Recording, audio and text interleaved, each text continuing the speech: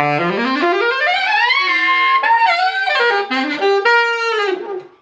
guys, Jeff Schneider here. Very cool video for you today. This is one of my favorite exercises for developing a groove, especially when it comes to improvisation. So one of the main things that I find is a real problem for improvisers finding their groove and getting a good feel to their playing is they try to play too many notes. And there's nothing wrong with playing a lot of notes. I just played a lot of notes a few seconds ago. But when the notes get in the way of the groove, that's when it becomes a problem, right? If you listen to a lot of blues guitarists, right, who don't know a lot of music theory necessarily, they're just working off of a blues scale, which is 5 or 6 notes, but their groove is so strong. And I think, at least, one of my theories is that because they're not having to worry about a bunch of notes and different complex chord progressions and things like that, they're able to really focus on the feel and the groove. So if you have guys who don't know any theory, may not know how to read music, yet their groove and feel is so strong because they're just focused on that aspect and the notes aren't getting in the way.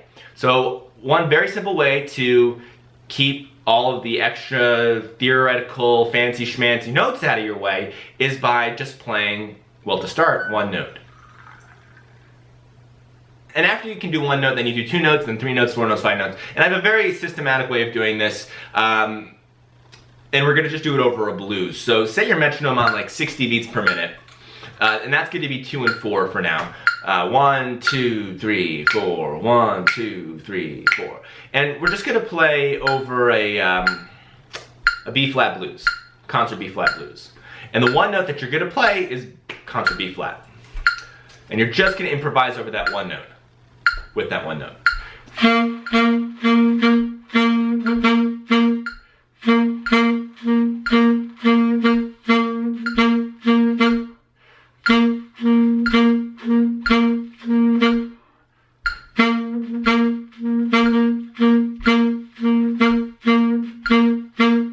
And once you feel like you can get that one note really swinging, really grooving, and you can do this on straight 8th feel, any kind of feel really, I'm just doing it for swing at the moment. Once you can do that one note and get it really in the pocket, then we'll add another note. And the next note we're gonna add after the... Oh guys, not feeling better yet. I don't know what's going on here. After you get the one note down, we're gonna add another note. And the next note in my system, my process, is a G, concert G, which is the 6th note of the scale. We started with the 1, B flat, then we went to concert G, which is the 6th. And we can do some very cool ideas with just those 2 notes.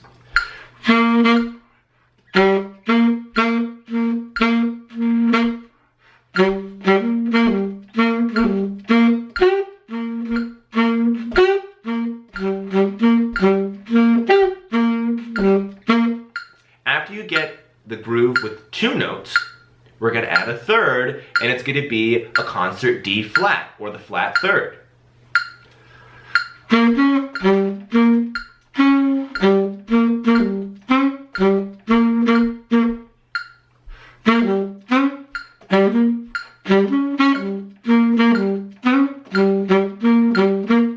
Alright, next one we're going to add is concert F, the 5th.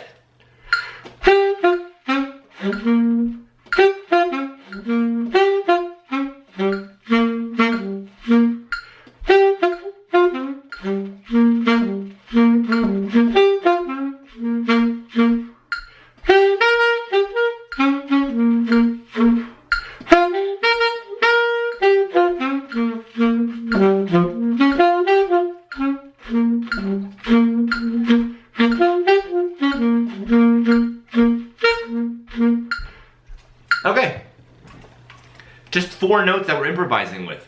The most important thing to remember is that your groove, your feel is paramount. Do not let the notes get in the way.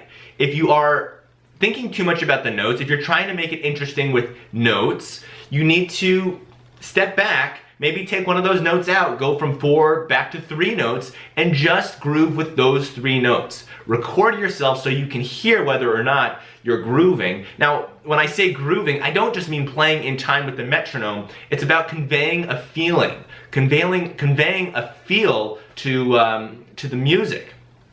And that's a little abstract, but if you listen to, some really like pocket R&B, or one of the records that I love and it never gets old for me is like D'Angelo's Voodoo. If you haven't checked that record out, I think it came out in the year 2000. That record never gets old, and it's because the groove is so strong. And you can get good grooves in jazz records too, but I just love that record. So, anybody else love that record? Yeah? Anybody else? If you do, say hey. Okay. Oh, you know what else I think would be really cool? And let me know what you guys think of this.